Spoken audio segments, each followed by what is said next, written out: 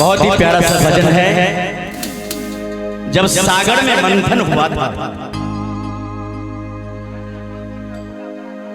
भगवान महादेव, उमापति महादेव सभी देवी देवता को बचाने के लिए विष का प्याला पिए थे। उसी समय का ये बाबा की भजन है। आइए सुनाते हैं। जय हो जय हो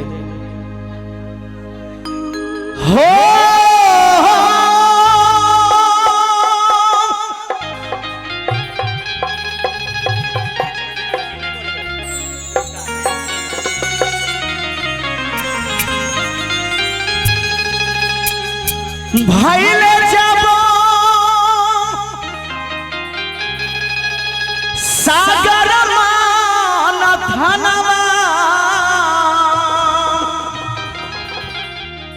आय हाय कालकूट बिसावा,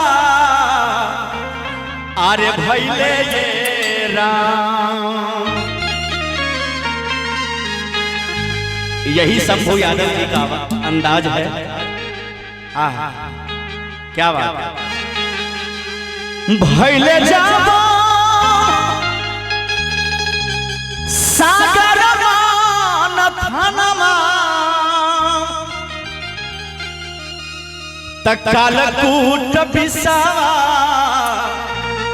अरे भइले ये राम।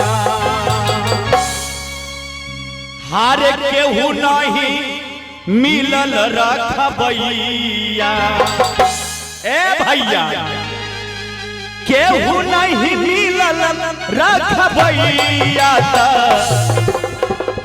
ताली दबे। भोला पी के नीलकंठ भइले ये राम। केहू नहीं मिलल रखबैया, केहू नहीं मिलल रखबैया। भोला पी के नीलकंठ भइले ये राम। भइले जब सागर मानथनवा,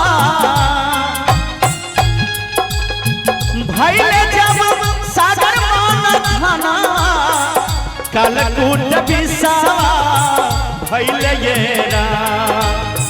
केहू नहीं मिलल रखबैया, केहू नहीं मिलल रखबैया।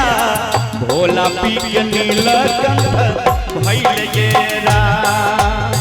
भोला पी के नीलकंठ भइले ये राम।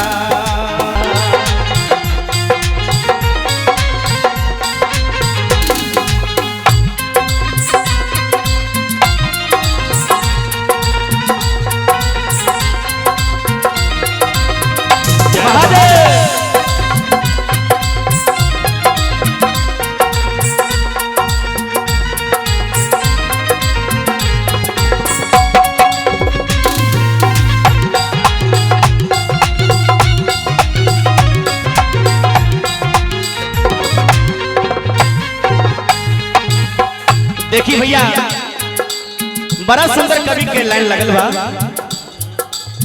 देव और दानव सब होई गइले फेल हो, शिव जी न रही त खत्म होइते खेल हो।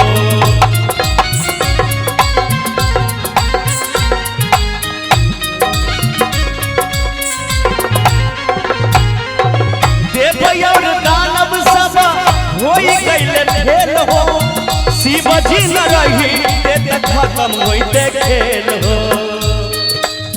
कालकूट काल ये भोला, कालो के काला महाकाला, कालो के काला महाकाला। देगिया कई लेना ये राम। केहू नहीं मिलल रखबैया, केहू नहीं मिलल रखबैया।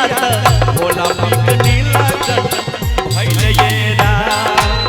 भोला पी के नीलकंठ भइले ये राम। हे भोला बाबा,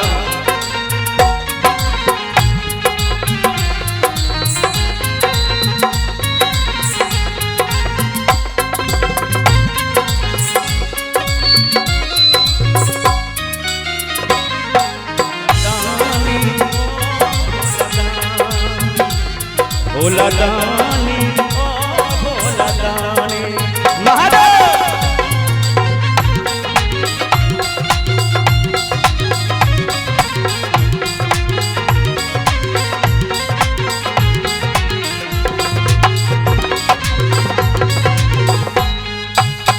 देखी आगे का बा केहू लिहल राम हम तीरा केहू धेनु गैया केहू मरई खातिर कर लड़ैया।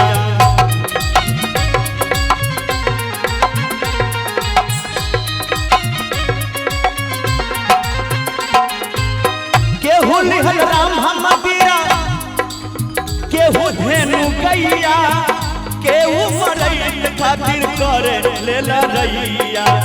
अइले जब संकट भारी ये राम जी अइले जब संकट भारी अइले जब संकट भारी वीर लोग हाथा उठैले ये राम। अइले जब संकट भारी वीर लोग हाथा उठैले ये राम। केहू नहीं मिलल रखबैया केहू नहीं मिलल रखबैया त भोला पी के नीलकंठ भइल ये राम। भोला पी के नीलकंठ भइल ये राम। भोला पी के नीलकंठ भइल ये राम। भोला पी के नीलकंठ भइल ये